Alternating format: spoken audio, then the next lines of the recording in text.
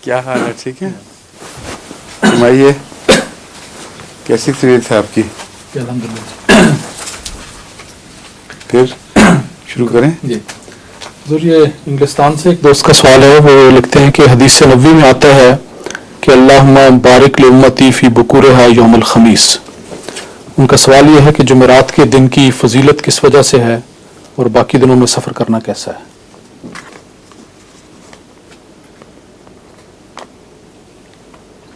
یہ حدیث کس کتاب میں سے ہے؟ یہ حضور ابن ماجہ میں ہے۔ اتنے ہی ہے صرف، کانٹیکسٹ اور کوئی نہیں ہے؟ عام طور پہ اتنے ہی الفاظ ہیں جی۔ اس میں میں نے تو پہلے اس پہ غور نہیں کیا، مگر صرف ایک ہی بات مجھے سمجھ آ رہی ہے کہ جمعے کو پسندیدہ نہیں ہے سفر۔ تو جو لوگ جمعے کی سفر کی ضرورت کے پیش نظر جمعے کو سفر ترک کر کے ایک دن پہلے چل پڑتے ہیں، تو ان کو غالباً اس نیت کی جزا کے لیے دعا کی گئی ہے، بجائے اس کے کہ وہ جمعے کو سفر کریں، وہ ایک دن پہلے تکلیف اٹھا لیتے ہیں۔ کئی ایسے ہیں جو ابھی بھی ایسے ہی کرتے ہیں کہ جمعے کو جانا جمعے کو ہے، لیکن چونکہ جمعے کو پسندیدہ نہیں ہے، جمعے کی خاطر ٹھہرتے ہیں تو ایک دن پہلے چلے جاتے ہیں، یا بعض دفعہ ایک دن بعد۔ لیکن اگر جمعے کی ضرورت ہو تو ایک دن بعد جانے کا مطلب کوئی نہیں، اس لیے ایک دن پہلے ہی سفر کیا جاتا ہوگا۔ حضور، میرا سوال یہ ہے کہ حضرت مسیح موعود علیہ الصلوۃ والسلام نے اپنے دعوے کے اس بات میں علم الآیات سے کون ہے؟ عبدالرشید یحییٰ صاحب ہمارے امریکہ میں لگ رہے ہیں، آج کل انگلستان آئے ہوئے ہیں، کوریا بھی گئے تھے، کوریا وہاں بھی سے گئے وہاں کی جگہ کی واپس آئے۔ حضرت مسیح موعود علیہ الصلوۃ والسلام نے اپنے دعویٰ کے اس بات میں علم العادات سے بھی استدلال فرمایا ہے، جیسے مرزا غلام احمد قادیانی کی عادات 1300 یا انا علی ذہاب بہ لقادرون سے 1274 یا 1857 غدر کا زمانہ۔ اسی طرح بعض متقدمین نے بھی عادات سے استدلال کیا ہے، جیسے حضرت شاہ نعمت اللہ صاحب۔ ٹھیک ہے۔ سوال یہ ہے کہ قرآن و حدیث علم اعداد کے بارے میں کیا روشنی ڈالتے ہیں، اور اس علم کا اوریجن کیا ہے کہ اس سے اتنی سرٹنٹی حاصل ہو گئی ہے؟ سرٹنٹی تو نہیں حاصل ہوئی، لیکن بعض استدلال کو تقویت ملتی ہے، کیونکہ جہاں استنباط ہو مخفی چیزوں کا، وہاں ایک دوسرے کو تقویت دیں تو پھر یقین پیدا ہوتا ہے، ورنہ نہیں۔ اکیلا اپنی ذات میں بعض لوگوں نے ناموں سے، ان کے حروف سے بعض اعداد نکالے، اور یہ سلسلہ یہود سے چلا آ رہا ہے، یہ کوئی اسلام کی خاص بات نہیں ہے۔ آغاز ہی یہود سے ہوا تھا، اور یہود ہی آج کل بھی اس پہ ہر وقت مسلسل ایکسرسائز کرتے رہتے ہیں کہ بائبل کے بعض حروف کا حروف کے اور الفاظ کے اعداد نکال کے اپنی مرضی کی کوئی چیز ثابت کریں۔ چنانچہ بڑے ماہر فن ہیں اس معاملے میں، اور انہوں نے بڑے غور فکر کے بعد جو کتابیں لکھی ہیں، ایک لاعلم آدمی واقعتاً متصر ہو جاتا ہے کہ یہ یقینی طور پر یہی منشا تھا بائبل کا۔ حالانکہ جو آیات کا علم ہے، اس کو ذرا سا ٹوسٹ دے دیں تو کچھ کا کچھ اور مضمون بھی بن جاتا ہے، اس لیے احتیاط کا تقاضا ہے۔ پہلی بات تو میں یہ جواب دیتا ہوں، اعداد اپنی مرضی سے ڈھال کے مختلف سمتوں میں لے جائے جا سکتے ہیں۔ مثلا ہمارے ایک ہوتے تھے بزرگ، مطلب جماعت کے عالم تو نہیں تھے، مگر اچھا ان کو احترام کا معاملہ کیا جاتا تھا، اچھے بہت نیک انسان تھے، مگر ذہنی طور پر عادات کے شکار ہو چکے تھے۔ ہر وقت عادات کا کوئی رہتا تھا کہ بس یہ اس عدد سے یہ نکالوں، اس عدد سے وہ نکالوں، اور ان کا جو فارمولہ تھا وہ بڑا آسان تھا، دیکھنے میں بڑی بڑی پیچیدہ باتیں حل ہوتی تھیں، لیکن میں نے غور کیا تو پتہ لگا کہ بہت آسان فارمولہ ہے۔ اگر آپ نے کوئی ایک فقرہ چن لیا جس کے اعداد 570 بنتے ہوں یا 4570 بنتے ہوں فقرے کے، تو جس واقعہ سے انہوں نے اس کو باندھنا اس کا ایک کنارہ تو وہاں باندھ دیا نا، 70 کا جو آخری 70واں سال ہے وہ اس کے ساتھ باندھ دیا، پھر واپس چلے 4570 سال پہلے جو واقعہ ہوا تھا اس کے ساتھ اس کو باندھ دیا. یہ دیکھو اس واقعہ سے لے کر میں ہی 4570 سال پہ پہنچنے پر یہ دیکھو ٹھیک ہو گیا. یہ اس کا یہی مطلب نکلتا ہے. تو اس طریقے پہ انہوں نے بڑے بڑے مسائل حل کیے. اس لیے ایسا فن جس میں دونوں طرف کا استعمال ہو، اور بعض دفعہ غلط استعمال کرنے والے مختلف معنی پیدا کر کے حقائق میں فساد بھی پیدا کر دیں. جیسا کہ اس خلیفہ جو راشد تھا جو قتل ہو گیا، دو ایک قسم کے خلیفے ہیں، ایک وہ بھی تھا اور وہ 19 کے عدد کا قائل تھا، اور وہ یہود کی بنائی ہوئی چیز ہے، اور انہوں نے یہ 19 کا عدد اور اس کے متعلق بہائیوں کو مدد دینے کی خاطر یہ سلسلہ شروع کیا تھا. اور غالباً وہ بھی کسی کے ایجنٹ تھے یا دماغ خراب ہو چکا تھا کہ 19 کی عدد سے قرآن کریم کی چھان بین شروع کی ہوئی تھی، اور جو اعداد و شمار نکالتے تھے اس میں جگہ جگہ دھوکہ تھا، اور کہیں کھینچا تانی کر کے ایک لفظ کے زیادہ معنی کر لیے، اسی کے دوسری جگہ کھینچا تانی کر کے کم کر لیے. تو کہا یہ تھا کہ میں نے کمپیوٹر پہ کیا ہے، اس لیے عام لوگ گھبرا جاتے تھے، ڈر جاتے تھے کہ بالکل صحیح ہوگا. اور اس کے شیطانی ہونے کا علم اس طرح پتہ چلا کہ نتیجہ نکالا اس نے. پہلے میں سرسری دیکھ رہا تھا کہ سورہ تحریم کی آخری دو آیتیں وہ الحاقی ہیں، کیونکہ 19 پر ضرب نہیں، تقسیم نہیں کھا رہی. اب جب 19 کا فارمولہ بنایا خود ہی، تو وہ صرف اس جگہ نہیں تھا کہ وہ تقسیم نہیں کھا رہی تھیں ہو رہی تھیں، کیونکہ بہت سی جگہ تھا ہی غلط. وہ تو چھپا رہا، لوگوں نے اس خیال سے کہ عظیم الشان قرآن کی تائید ہو رہی ہے. علم اعداد کے ذریعے دیکھو کتنے عجیب عجیب نکات پیش کیے جا رہے ہیں، اور قرآن کی تائید میں مسلسل بارش ہو رہی ہے نکات کی. اور سعودی عرب نے ان لوگوں کو عزت دی جو اس کے مرید بن گئے تھے. مثلا یہ جو ساؤتھ افریقہ کا دیدت اسی کا قائل تھا، اور بڑے بڑے انعامات دیے گئے، عزت افزائیں کی گئیں.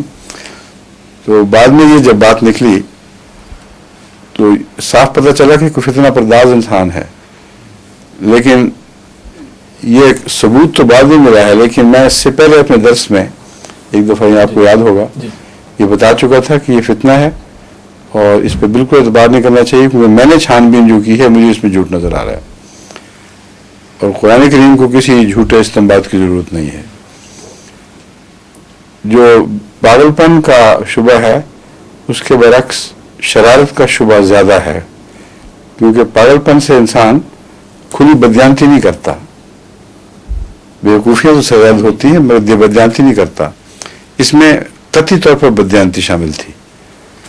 جو بتایا گیا کہ اس میں یہ 19 الفاظ کے، یہ 19 حروف کا یہ چکر چل رہا ہے، اس میں کئی دفعہ میں نے گن کے دیکھا تو غلط نکلا.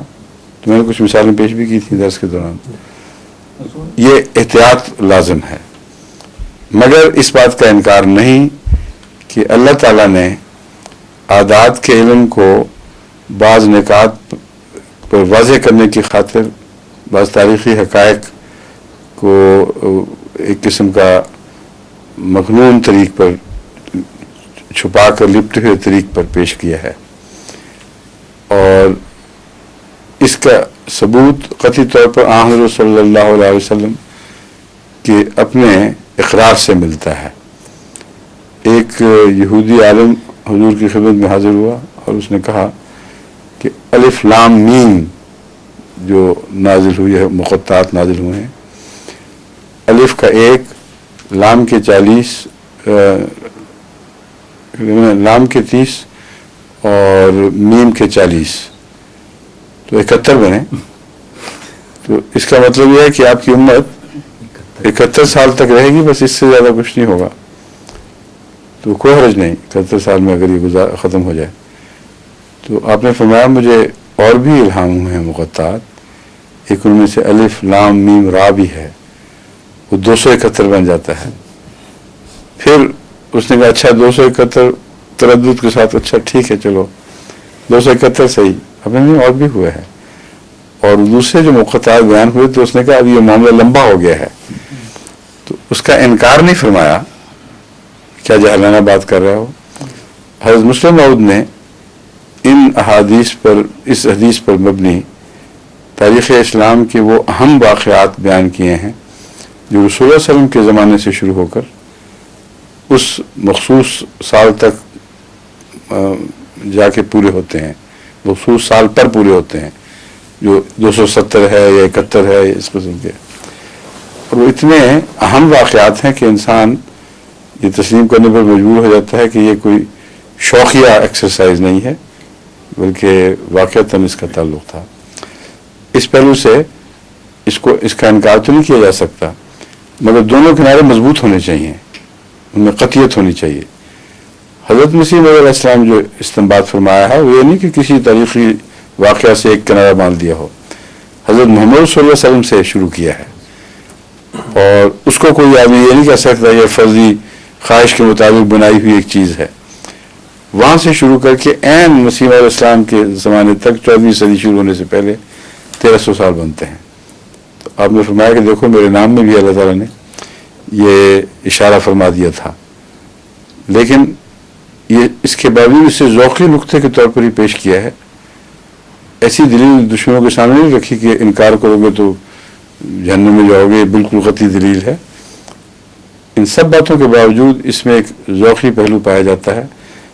اہل ایمان کے لیے ایمان کی ایجاد میں بڑھوتی کا موجب، ایمان میں برکت کا موجب بنتا ہے، اور جو فتنہ برداز ہیں وہ تو پھر فتنوں میں کھولتے رہتے ہیں۔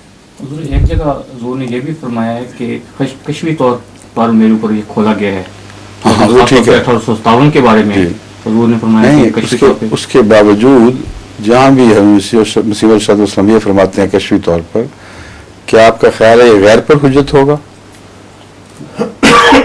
ازدیاد ایمان ہی بنا نا۔ ان لوگوں کو جو ایمان لاتے ہیں ان کے نزدیک اس واقعہ کی اہمیت ذوقی سے نکل کر اللہ تعالیٰ کی وحی کے تابع ہو جائے گی، لیکن مانیں گے وہی جو پہلے ایمان لا چکے ہوں۔ میں یہ بتا رہا ہوں کہ اس قسم کے نکات غیروں کو ایمان لانے پر آمادہ نہیں کیا کرتے۔ ذوقی نقطے کا مطلب یہ نہیں کہ بالکل ہی بے حقیقت اور بے بنیاد باتیں ہیں۔ ذوقی سے مراد یہ ہے کہ جہاں ایمان کی بنیادیں قائم ہوں وہاں مزید لطف کی خاطر یہ چیزیں ہوتی ہیں۔ بعض ذوقی ایسے لوگوں کے ذوق سے تعلق رکھتی ہیں جن کا ذوق ہی بے اعتبار ہے، ذوقی ان کو بھی کہتے ہیں، مگر جہاں انبیاء اور اہل اللہ کا استنباط ہو وہاں ذوقی کی بڑی اہمیت ہو جاتی ہے، اور پھر اسے کشف کی پشت پناہی حاصل ہو جائے تو پھر اور بھی زیادہ ذوق قوی ہو جاتا ہے۔ سمجھے بات؟ سمجھیے اللہ تعالیٰ کلام میں ارشاد فرماتا ہے، اعوذ باللہ من الشیطان الرجیم، بسم اللہ الرحیم فقلنا یا آدم ان ھذا عدو لک ولزوجک فلا یخرجنکما من الجنۃ فتشقی ان لک الا تجوع فیہا ولا تعری وانک لا تظمأ فیہا ولا تضحی۔ اس میں یقیناً اس جنت میں تیرے لیے یہ مقدر ہے کہ تو بھوکا نہ رہے اور نہ تیرے ساتھی، اور تو ننگا نہ رہے اور نہ تو پیاسا رہے اور نہ دھوپ میں جلے۔ حضور میرا سوال ہے کہ اس سے یہ استدلال کیا جا سکتا ہے کہ اس سے یہ 4 بنیادی انسانی ضروریات ہے یہ حکومت کا فرض ہے کہ مہیا کرے؟ کیا جا سکتا ہے، یہ تو حضرت مسلم موعود نے اس تفصیل سے اس پر روشنی ڈالی ہوئی ہے، اور میرا جو مضامین کا سلسلہ شروع ہوا تھا جلسہ سالانہ پر آغازی میں، اس میں نے یہ بات اٹھائی تھی کہ اس میں یہ نقطہ مزید داخل کیا تھا کہ آج کل اتنی ترقی کے بعد جہاں تہذیب نے اتنی ترقی کی، جہاں انصاف کا تصور خوب نتھر گیا، ابھی تک 3 باتوں کو یہ بنیادی حق تسلیم کرتے ہیں: روٹی، کپڑا اور مکان۔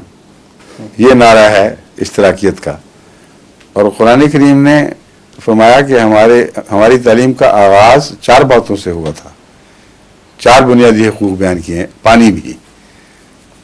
اب پانی تو انسان سمجھتا ہے کہ روزمرہ کی چیز ہر جگہ دستیاب ہے، بنیادی حق کا کیا تعلق ہوا، لیکن اب سمجھ آ رہی ہے کہ بڑی بھاری تعداد بنی نوع انسان کی صاف پانی سے محروم ہے، جبکہ ان کا یہ بنیادی حق ہے۔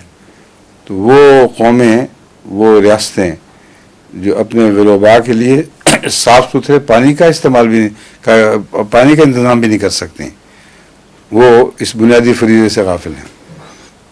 تو 3 کی بجائے 4 بنیادی حقوق بیان ہوئے ہیں، روٹی، کپڑا اور مکان اور پانی۔ ٹھیک ہے جی، السلام علیکم جی۔ وعلیکم السلام ورحمۃ اللہ۔ حضور، میرا اپنا یہ ذاتی خیال ہے کہ موجودہ یونائٹڈ نیشنز اقوام متحدہ پریکٹیکلی ناکام ہو چکی ہے۔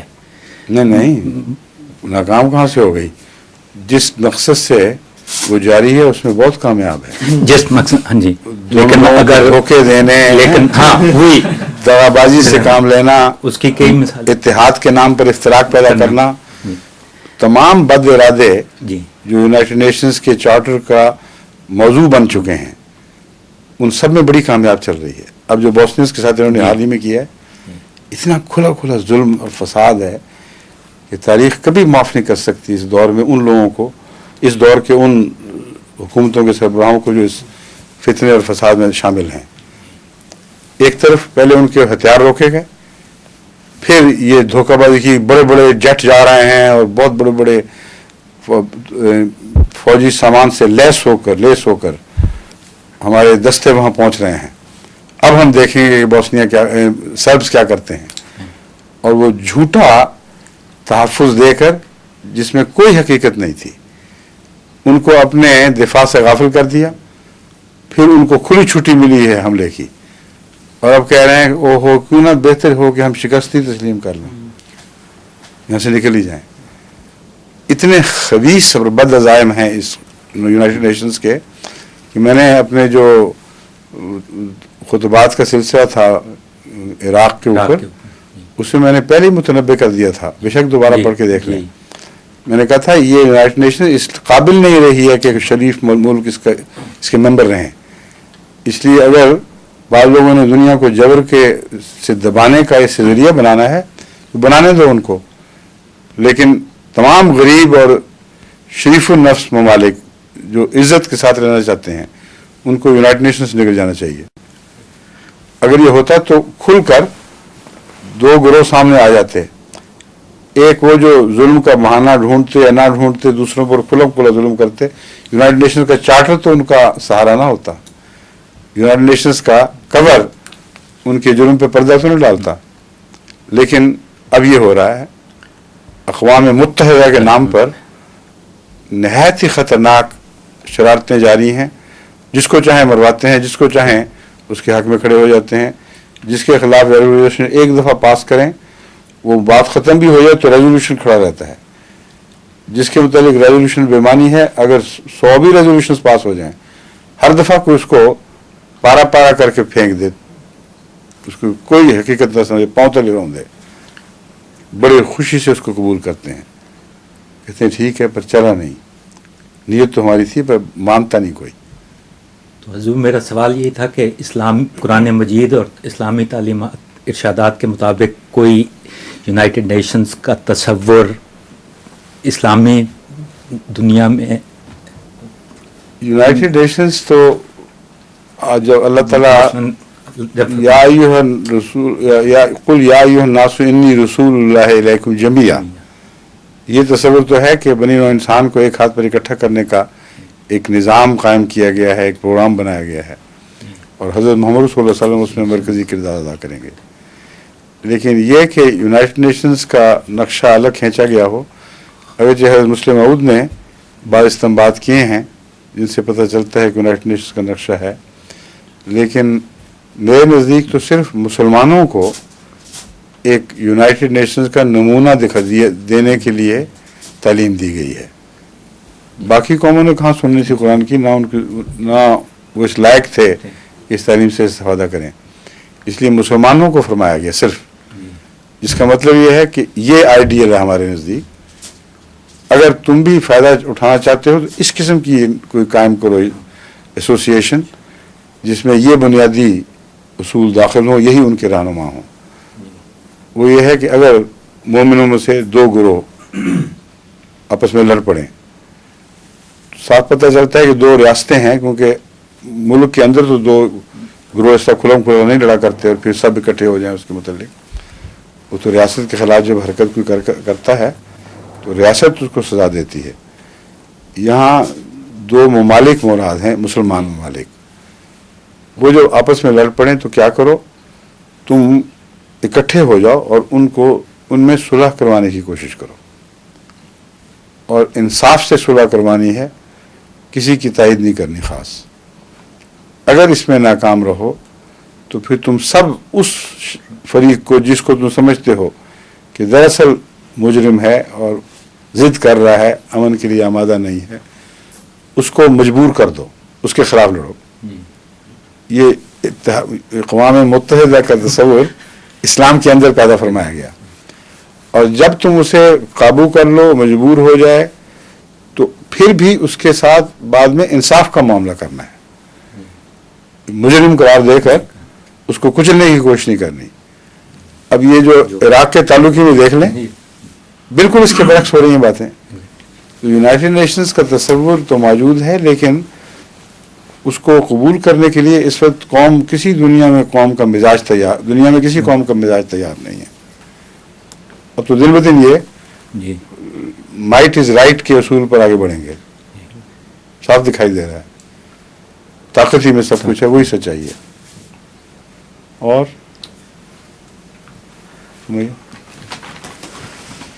آپ کے اس کام کا کیا بن رہا منصور شاہ صاحب جو آپ کے سپرد کیا ہوا خاص طور پر تحقیق اور اچھا؟ ہاں جی، کچھ دن بدن آہستہ رفتار سے ہو رہی ہے، کچھ پہلے بہت تیز چلی تھی۔ جی ہاں، اگلے ہفتے انشاءاللہ تعالیٰ کچھ رپورٹ۔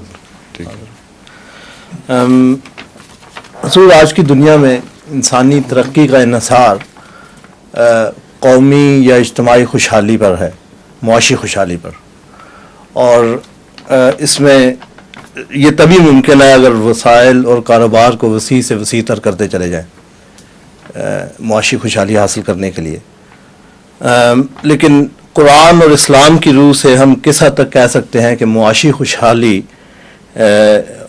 کہ معاشی اور کاروباری وسعت جائز ہے، اور کہاں یہ انسانی لالچ کا درجہ اختیار کر لیتی ہے؟ پہلے آپ کو یہ سوال کی بنیاد ہے، مجھے اسی سے اتفاق نہیں ہے، دوبارہ پڑھیں وہ بنیاد کیا قائم کی ہے آپ نے؟ بنیاد یہ انسانی ترقی، ہاں جی، قومی ترقی بھی، قومی ترقی، ہاں جی، کی بنیاد کیا ہے؟ اس کی بنیاد ہے معاشی خوشحالی پر۔ بالکل اس کے برعکس حقائق قانون قدرت کے مطالعے سے سامنے آتے ہیں۔ انسانی ترقی کی بنیاد یا زندگی کی ترقی کی بنیاد اقتصادی بدحالی ہے۔ جب بھی اقتصادی خوشحالی ہوئی ہے اس دور میں جہاں جانور کسی ایک مقام پہ پہنچا تھا تو وہیں کھڑا ہو گیا، اگلا قدم نہیں اٹھایا اس نے۔ جہاں اقتصادی بدحالی ہوئی، اس کی زندگی کو، اس کے وجود کو خطرہ درپیش ہوا، پھر حیرت انگیز رد عمل شروع ہوئے ہیں، نئی صلاحیتیں پیدا ہوئی ہیں، اور خطرناک حالات میں زندہ رہنے کی صلاحیت اور زندہ رہنے کا سلیقہ عطا ہوا ہے۔ تو ہر ترقی کا قدم جو ایوولوشن میں زندگی نے آگے بڑھایا ہے وہ بدحالی سے تعلق رکھتا ہے، خوشحالی سے نہیں۔ اور یہ جو مضمون ہے یہ آج بھی اسی طرح جاری ہے۔ انسانی تاریخ پر نظر ڈال کے دیکھیں، قرآن کریم اس حوالے سے بتاتا ہے کہ جب بھی خوشحالی ہوئی اور عیش و عشرت کے رجحان پیدا ہوئے اس کے نتیجے میں، تو بالآخر قومیں ہلاک ہو گئیں۔ مترفیہم ہیں جو فساد پر آمادہ ہوتے ہیں، جو خوشحال لوگ ہیں وہی فساد کیا کرتے ہیں، وہی انکار کیا کرتے ہیں۔ اور اللہ تعالیٰ کو ماننے والے، اللہ کے رسولوں کو ماننے والے اور ان کی تعاون کرنے والے اکثر بیچارے بدحال ہی ہوتے ہیں۔ بدأ الاسلام غریباً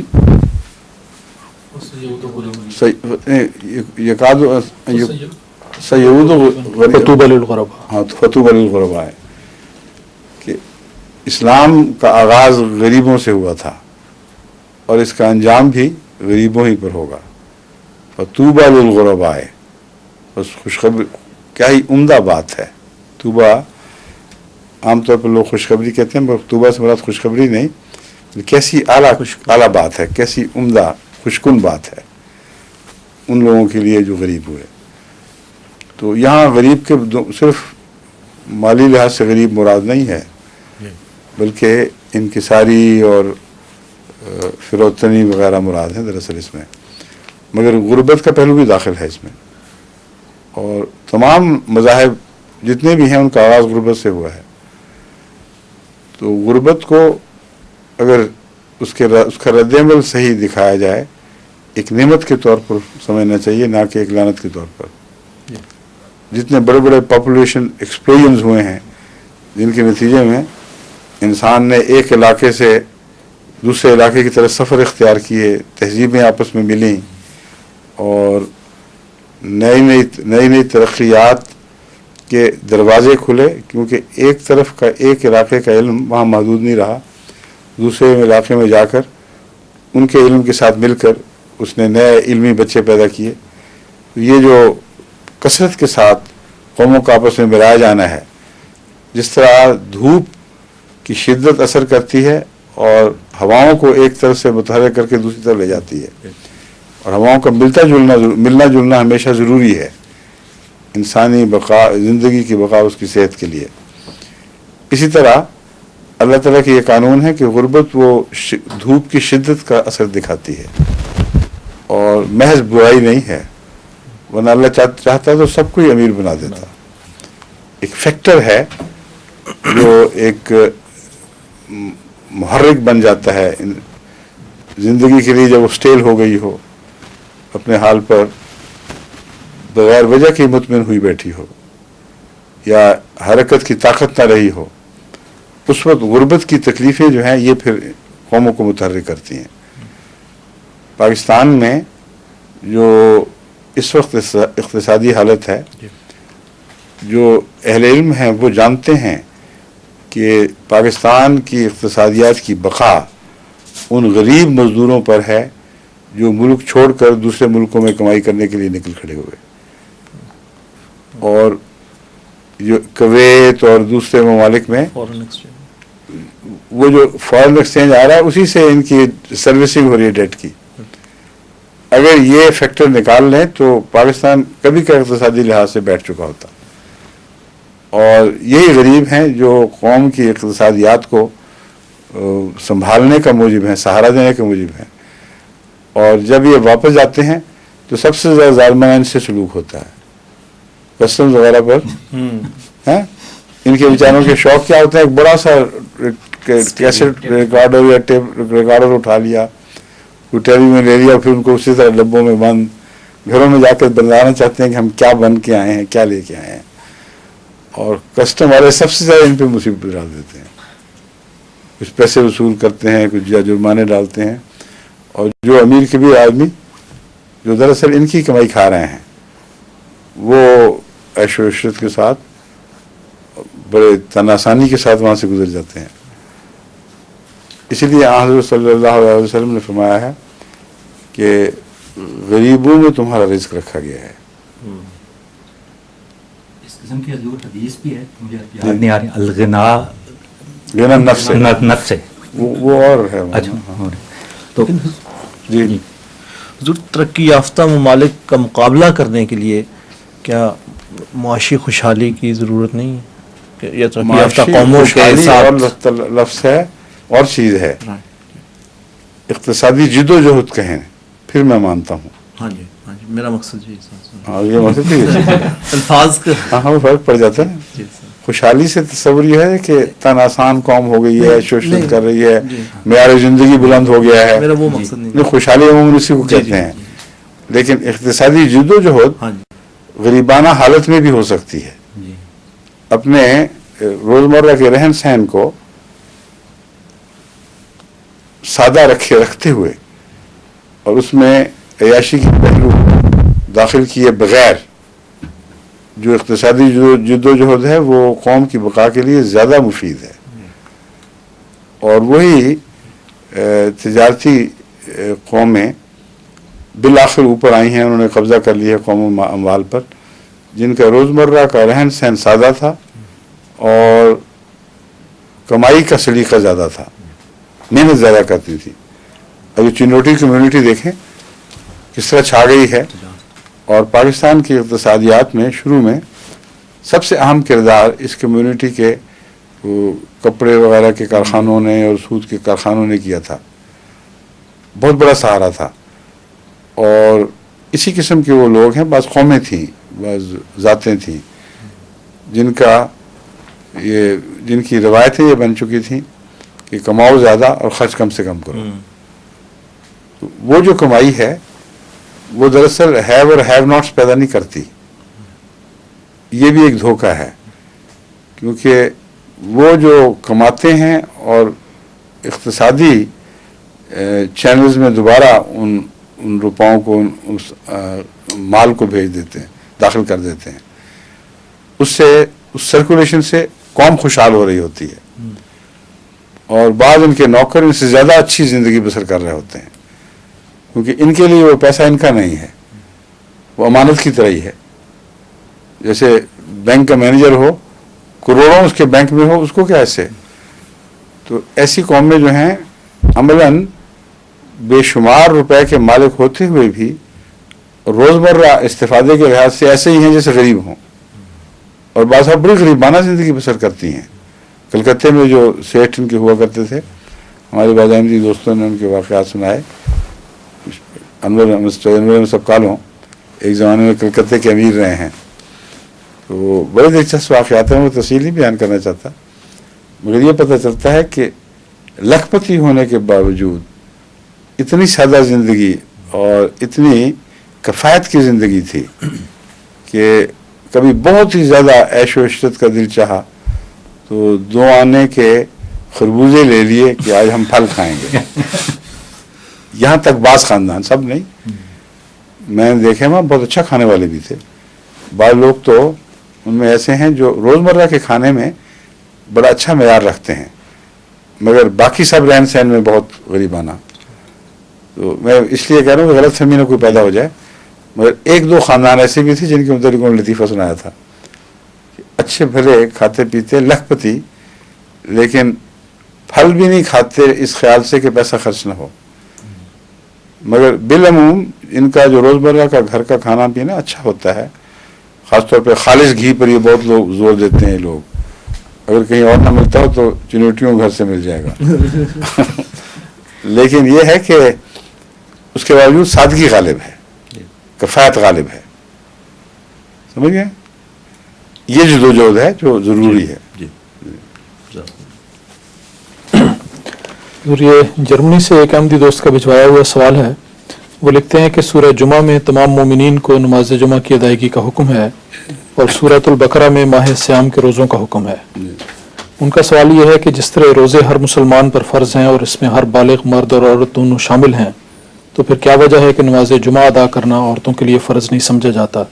وضاحت کی درخواست ہے۔ نماز جمعہ باجماعت مسجد میں پہنچ کر ضروری ہے، اور باجماعت نماز عورت پر فرض نہیں، صرف جمعے کی بحث ہی نہیں ہے، کوئی نماز بھی باجماعت عورت پر فرض نہیں، جمعہ اس کے ذیل میں آتا ہے، اور روزے گھروں میں رکھے جاتے ہیں، اس لیے اس میں کوئی عورت کی تکلیف مالا یطاق نہیں ہے۔ تو عورت کو جس نے گھر کی ذمہ داریاں ادا کرنی ہیں، جس نے بچوں کی نگہداشت کرنی ہے، اس کو اگر باجماعت نماز کا مکلف کر دیا جاتا تو جمعے میں بھی وہ مخاطب ہوتی، لیکن بڑی حکمت کے ساتھ اور واضح حکمت کے ساتھ، جس کو سمجھنا مشکل نہیں ہے، عورت کو غیر مکلف کر دیا ہے، عورت سے پابندی اٹھا دی ہے باجماعت مسجد میں نماز کی، تو جب وہ پابندی اٹھ گئی تو جمعہ بھی تو اسی کے ذیل میں ہے۔ آگے میرا یہ سوال ہے کہ حضرت مسیح موعود علیہ السلام نے دعوت الارض سے تعاون کا کیڑا بھی مراد لیا ہے، ٹھیک ہے، اسی طرح حضور نے یورپی اور امریکی اقوام میں نہیں بلکہ خصوصیت سے یہ مراد لیا ہے، असल माना ये है, जायद उसके और भी और भी हजूर ने इरशाद फरमाया।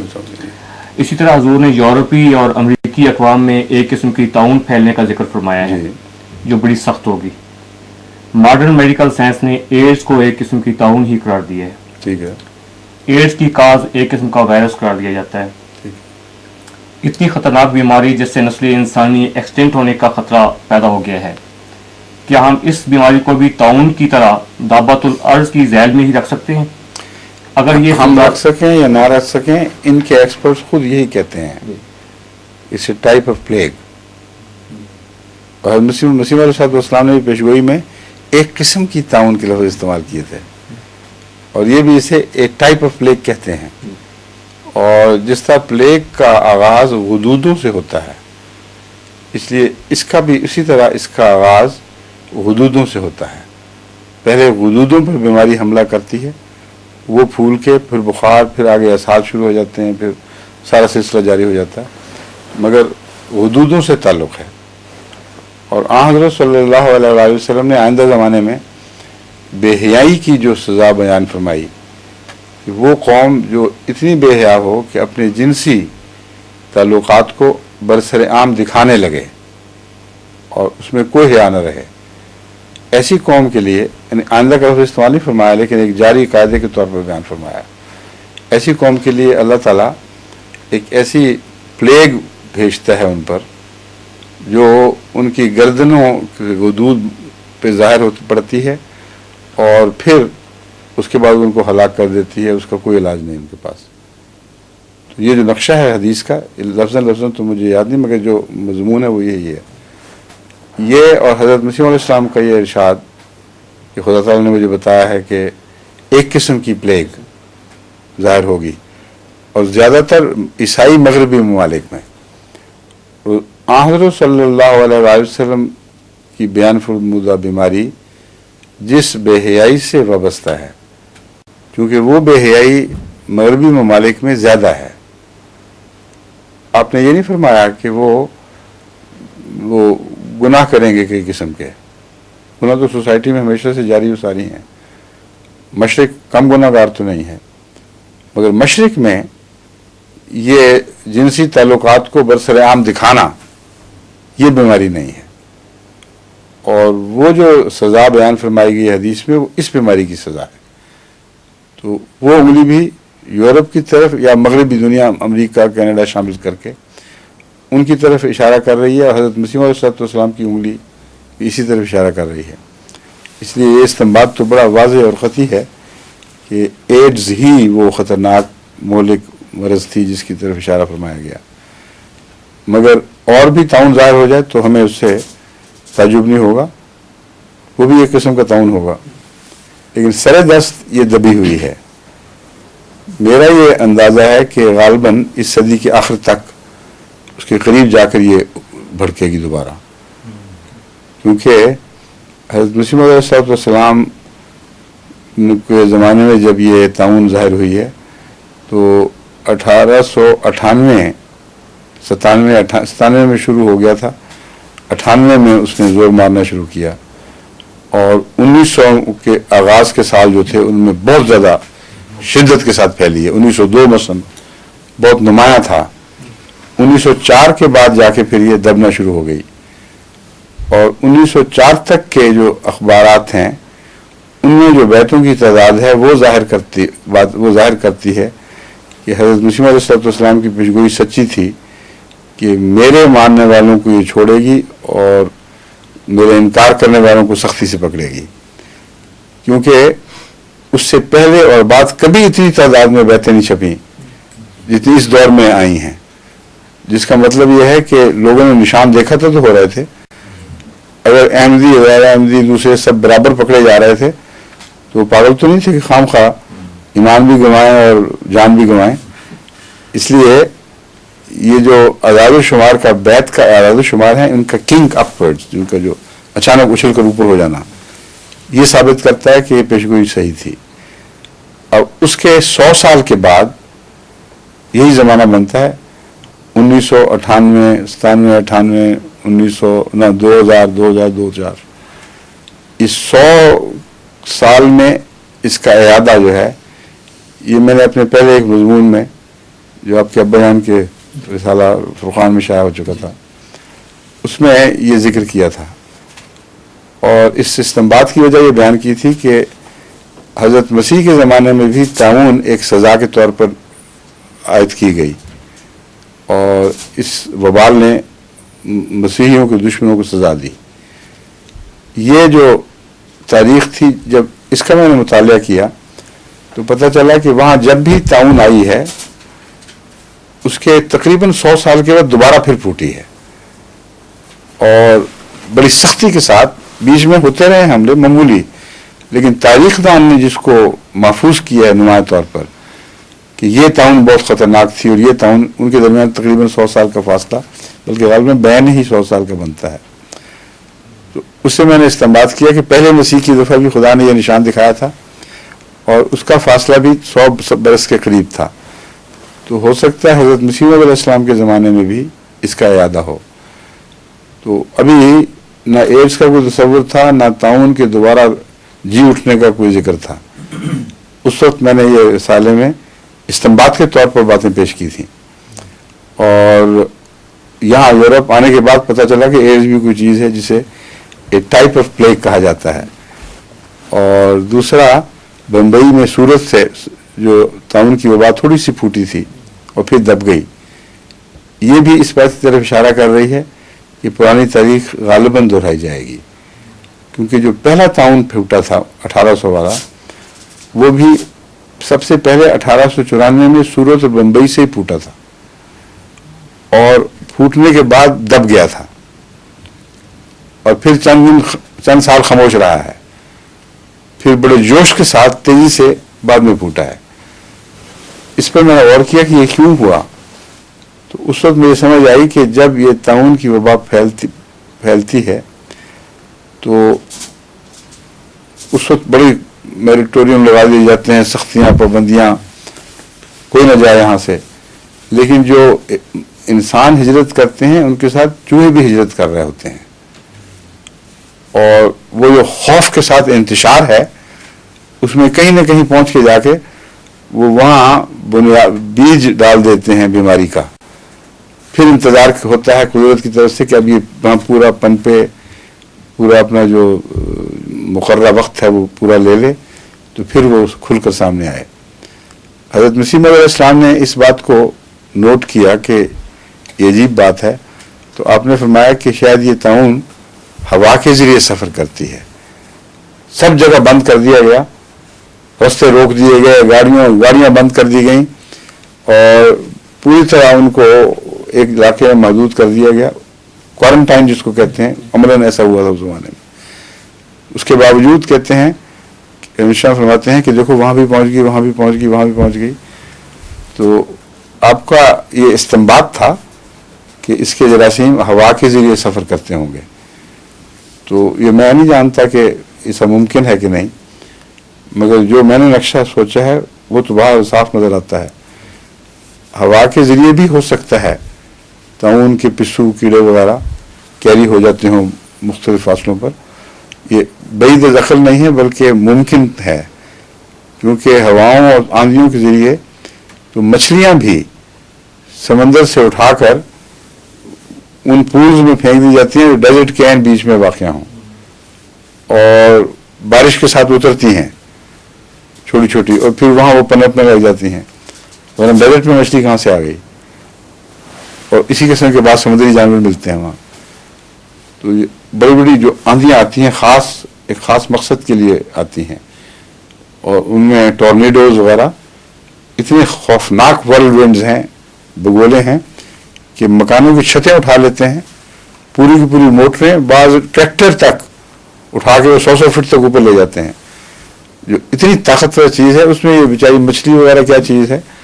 और ये जो ताउन के कीड़े या चूहे मारूफ हालत में, वो भी आंधियों में उठाकर फेंक दिए जाते हों। तो मगर उस इलाके में ऐसे टॉर्नेडो चलते नहीं, सिर्फ ये एक फ़र्क है। इसलिए उतना शिद्दत के साथ तो हम ये तस्वुर नहीं बांध सकते, मगर ये ज़रूर है कि मिट्टी के ज़र्रों के साथ आंधियाँ वहाँ बहुत चलती हैं, आंधियों के ज़रिए बाद जरासीम फैलते हों। تو یہ تیاری شروع ہے، یہ مجھے نظر آ رہا ہے. آگے کس حد تک پہنچتی ہے، آیا انسان کو استغفار کی توفیق ملتی ہے یا نہیں، یہ اب چند سال رہ گئے ہیں، اس میں نظر آ جائے گا.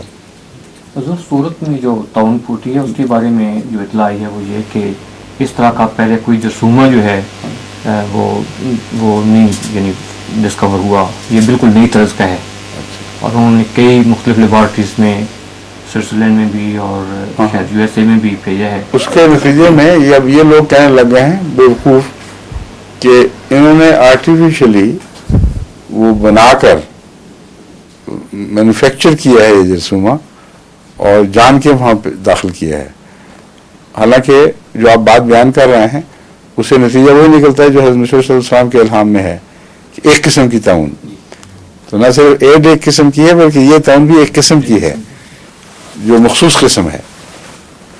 تو اب یہ دیکھنا ہے کہ آیا یہ جو اب تک سلسلے جس روش پہ چل پڑے ہیں وہ صاف صاف دکھائی دینے لگے ہیں، یہ اب آخری سفر اسی طرح طے کریں گے جیسے پہلے ہوا تھا، یا بیچ میں بعض آندھی اٹھتی ہے دب جاتی ہے، کوئی اور فیکٹر آ جاتے ہیں، اللہ تعالیٰ بہتر جانتا ہے کیا ہوگا. لیکن میرا جو استنباط تھا اور جو پیشگوئی تھی وہ کسی الہام پر مبنی نہیں تھی بلکہ الہام الہی کے نتیجے میں رونما ہونے والے واقعات اور پیشگوئیوں سے استنباط پر مبنی ہے.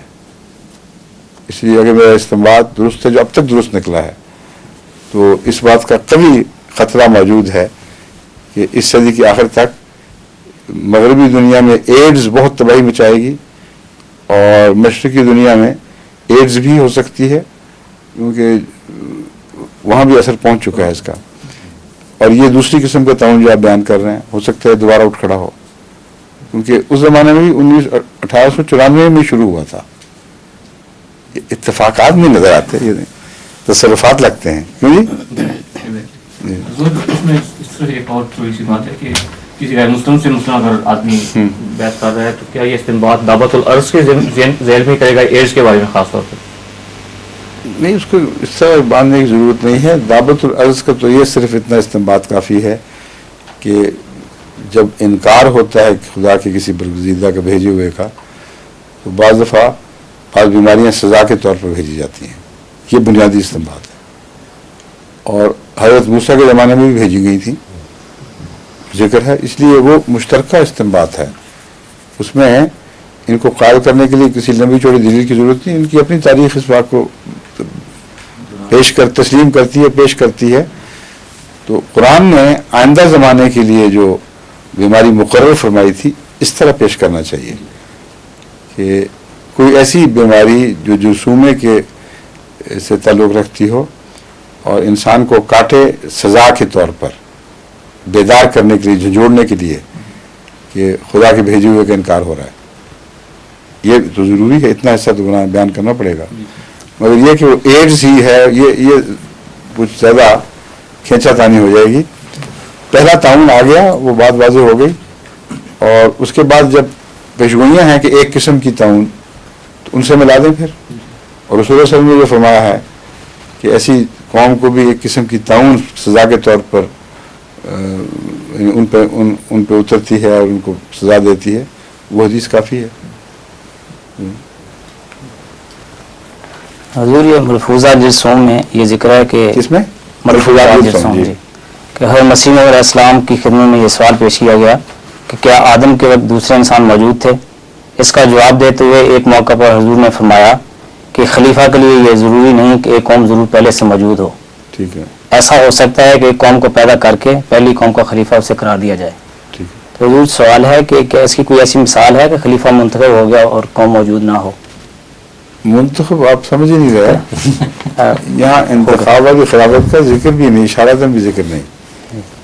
یہاں خلائف فی الارض والا مضمون بیان ہو رہا ہے کہ ایک قوم دوسری قوم کی جانشین ہو جایا کرتی ہے.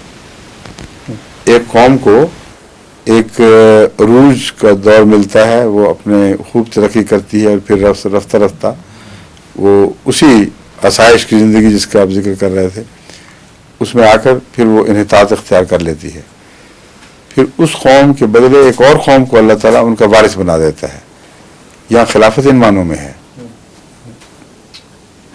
ज़रूर नसीर साहब के सवाल के जवाब में आपने जो फरमाया है आपने मेरा भी इसलिए आपके खुद से नसीर खान साहब नहीं हजूर मैं 10 बजे आया हूँ तो मुझे इनका नाम याद नहीं रहा। अब नसीर खान साहब का दामाद है ना जी हाँ मैं इसलिए कह रहा हूँ नसीर आते ही खान लॉज खुद आ गया ये नसीर शाह साहब है। नसीर शाह साहब आपने जो फरमाया और आपने जो बात किया कि जब मुआशी बदहाली कौमों पे आती है तो मौजूदा जो इक्तिसादी निज़ाम है वो इसकी भी तायीद करता है जो इकनॉमिक हिस्ट्री है। मसलन जब 1776 में इकनॉमिक्स की बुनियाद पड़ी तो 18वीं सदी के शुरू में एक माल्थस इक्तिसादियात के नए इल्म में ढलने की बुनियाद पड़ी। जी जी जी तो माल्थस ने पॉइंट आउट किया था कि पॉपुलेशन बढ़ रही है तो उसके इनको फिक्र पड़ गई थी कि हम उसका फार्मूला गलत निकला उसका फार्मूला गलत लेकिन उसने फिर जो इस मुल्क में मसलन इंग्लिस्तान में कान लाज बदले ट्रेड को इन्होंने फरोग दिया सनती इनकलाब आया वही जद्दोजहद बदहाली के खतरे के नतीजे में जो आपने पहले इनके हाँ ये होता रहता है तो आसान तकरहु शाम व खैरुल लकुम वक्ती तौर पर बदहाली से तकलीफें भी बहुत होती हैं इसका इनकार ही कोई नहीं इसीलिए अल्लाह फरमाता तुम कराहत करोगे इससे लेकिन बैद नहीं कि उसी में से खैर फूट पड़े तुम्हारे लिए लेकिन वो बदहाली जो बदहाली भी हो और अखलाकी जराइम में तब्दील हो चुकी हो उसके लिए और हुक्म है कादा यकून वो है जी कि बाद दफ़ा वो गुर्बत जो बदअखलाकी और गुनाहों पे मुंतज हो जाए वो फिर कुफ्र में तब्दील हो जाया करती है वो कोई नेक कोई असर पीछे नहीं छोड़ती जी तो वही है जहाँ वही बदहाली या गुर्बत फ़ायदेमंद है जहाँ रद्द अमल सेहतमंद हो जी और खुदा ताला के इनकार पर या उसकी नेमतों की नाशुक्री पर मुंतज न हो। अल-फ़क़्र फ़ख़्री हाँ वो और बात है वहाँ फ़ख्र के लिए मैंने जैसे पहले बयान किया था वहाँ फ़ख्र के माने सिर्फ गुर्बत नहीं है क्योंकि रसूल अकरम सल्लल्लाहु अलैहि वसल्लम गरीब थे ही नहीं जितना खुदा ताला ने आपको दिया है हज़रत खदीजा की दौलत से शुरू करके देखें तो आपको गुरबा में शुमार करना ही गलत है बिल्कुल आप खुद गरीब होते रहे हैं और वो गिना है वो अजीम दौलतमंदी की निशानी है कि इतना दौलतमंद हो दिल कि ज़ाहिरी दौलत को खुद अपने हाथ से फेंक दे तो इसलिए रसूल सल्लम को गनी कहेंगे फ़कीर नहीं कहेंगे मगर रसूल सल्लम अपने इज़्ज़ और इनकिसार के इजहार के तौर पर ऐसे लफ्ज़ इस्तेमाल करते हैं जिसका माना ज़ाहिरी गुर्बत नहीं है बल्कि यही शान फ़कीरी है जिसको बाज़ हमारे सूफिया फ़कीरी के रंग में इस्तेमाल करते फ़कीरी के अल्फाज से ज़ाहिर करते हैं। फरमाइए हुज़ूर मेरा अगला सवाल कब्र मसीह के मुतल्लिक़ है।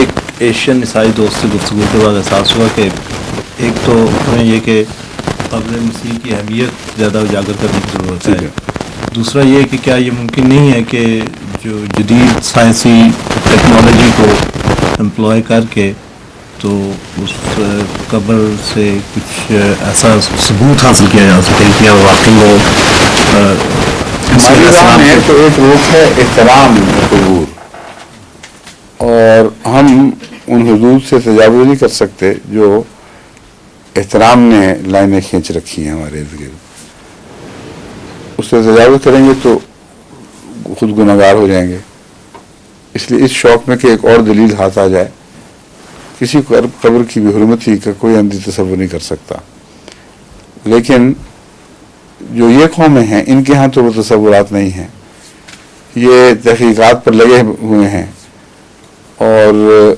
जहाँ तक हज़रत मसीह के ताल्लुक़ में टूरीन शराउड वगैरह तबरुकात का जिक्र मिलता है वहाँ ये खुद भी ठहर जाते हैं ख़ास सतहों पर जाके इससे आगे हमने नहीं बढ़ना, इसलिए बहुत ही छोटा सा कपड़े का टुकड़ा दिया गया और वो भी इस तरीके पे कि पूरी तहकीक हो ही ना सके।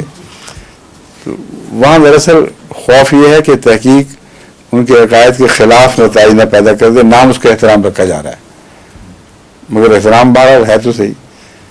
दूसरी तरफ ये लोग हैं जो हजरत मसीह की हकीकी कब्र में अब दिलचस्पी लेने लग गए हैं, और वहाँ चूंकि एहतराम कोई हायल नहीं है, और वहाँ चूंकि हिंदुस्तान के लिए भी ये बात मुफीद है कि टूरिस्ट अट्रैक्शन के तौर पर इस कब्र के नाम को मसीह के साथ व्यवस्था किया जाए और उसको उछाला जाए, इसलिए बैद नहीं, अगर अल्लाह की तकदीर इजाज़त दे तो वहाँ कुछ मज़ीद साइंसी तहकीक हो जाए जो क़तियत के साथ हज़रत मसीह के साथ इसका ताल्लुक बांध दे, मगर अहमदी नहीं करेंगे। वो मैंने जैसा कि बयान किया, हमारा जो एहतराम का रिश्ता है नबूवत के साथ, उसके पेश नज़र हम ये नहीं कर सकते। और ये स्विट्ज़रलैंड से एक गैर जमात दोस्त का भिजवाया हुआ सवाल है। वो जिक्र करते हैं कि पिछले दिनों अपने चंद दोस्तों के साथ एक वफात के मौके पर मैं अफसोस के लिए गया। जब हमने दुआ के लिए हाथ उठाए तो जो अहमदी हजरात वहाँ मौजूद थे वो हमारे साथ शामिल नहीं हुए। सवाल ये है कि ये दुआ करना क्यों जायज़ नहीं, जबकि किसी मरने वाले के लिए दुआ करना तो अच्छी बात है। दुआ करना जायज़ है, लेकिन दुआ को रस्म बनाना जायज़ नहीं। अहमदी गैर अहमदी रिश्तेदारों के या दूसरे बुजुर्गों के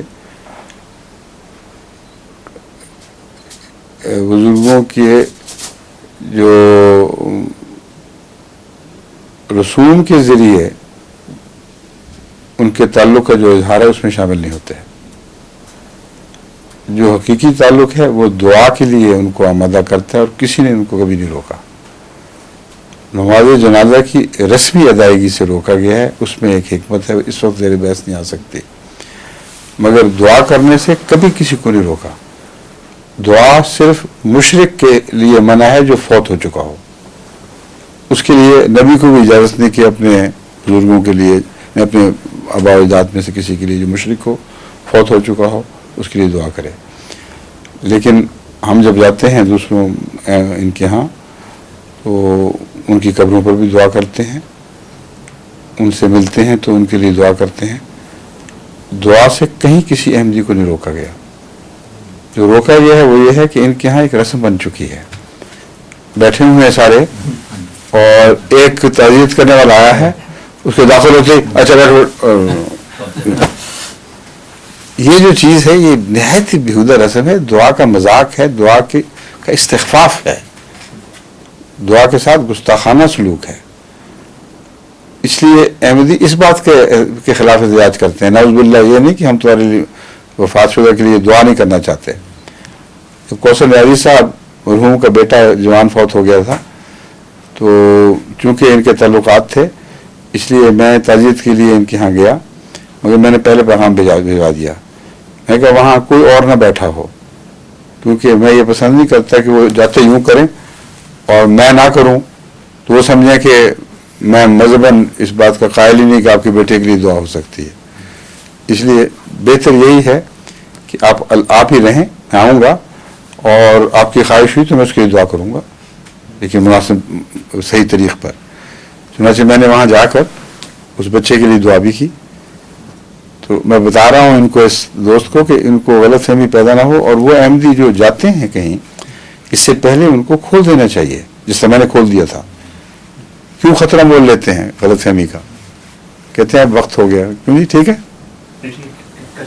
अच्छा, तो उनको ये समझा दें, और सब दुनिया में जो अहमदी सुन रहे हैं वो कहीं ताज़ियत के लिए जाएं तो उनको बता दिया करें कि हम दुआ करेंगे, करते भी हैं, लेकिन ये जो तुम्हारी रस्म है ये दुआ की रूह के मुनाफी है, इसलिए हम मजबूर हैं, इसमें शामिल नहीं हो सकते, बल्कि तुम भी ना ये किया करो। और हज़रत मसीह मौद अलैहिस्सलाम यही रस्में बद रस्में तोड़ने के लिए, इस्लामी बद रस्मों को तोड़ने के लिए आया है। कुरान करीम में रसूलुल्लाह सल्लल्लाहु अलैहि वसल्लम के जो मकासद बयान फरमाया उनमें ये है वो अगलाल जो उनकी गर्दनों पर थे वो उनसे अलग कर दे। वो बोझ होती हैं बद रस्में जो महज गर्दनों के तौक बन जाती हैं, उसका कोई भी फ़ायदा कौमों को नहीं पहुँचता। अच्छा, ये अब इजाज़त चाहते हैं। खुदा हाफ़िज़, अस्सलाम वालेकुम।